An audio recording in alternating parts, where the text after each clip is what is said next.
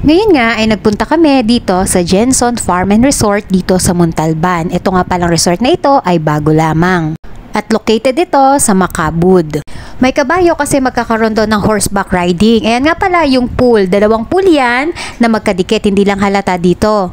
Ang kinagandahan lang dito sa swimming pool na to ay may part na talagang pwedeng mag-swimming yung 1-year-old kasi sobrang babaw. May part din naman na hindi pwede kasi hanggang dibdib ng 9 years old or 10.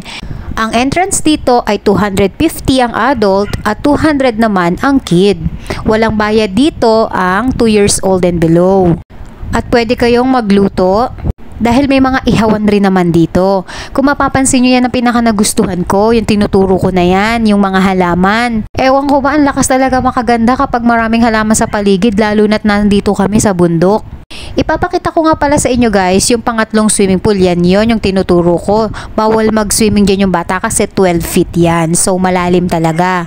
Tapos sa paglalakad namin, nakita namin guys na may pwede pala ditong paglutuan talaga at syempre kung marami kayo at maraming magluluto dito, ay hindi kayo magkakasya. Pero since na konti lang naman yung nagsuswimming dito, ay pwede naman kayong magluto. Yan, kasalukuyan nga palang nililinis ni kuya yung ihawan.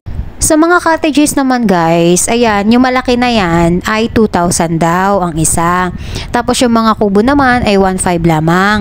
Syempre, dun kami sa kung saan kami mas makakatipid, kaya kumuha kami ng kubo kasi 1,500. Meron ditong cabin na good for 16 persons daw.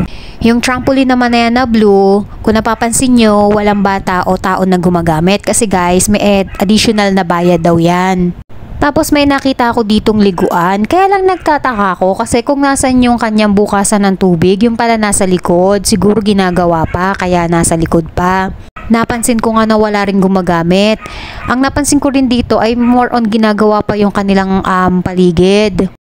Ini-improve pa talaga nila yung kanilang lugar.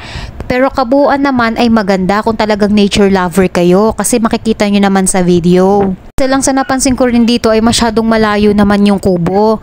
May mga bata rin kami kasama so talagang kapag maliligo ay talagang kailangan mong samahan talaga. Ito rin yung sinasabi ko sa inyo guys na pang-apat na swimming pool na pwede yung bata na 3 to 5 years old. Hindi sila malulunod kasi guys hindi naman talaga malalim ito kaya pwede nyo lang sila ditong iwanan. Ayan.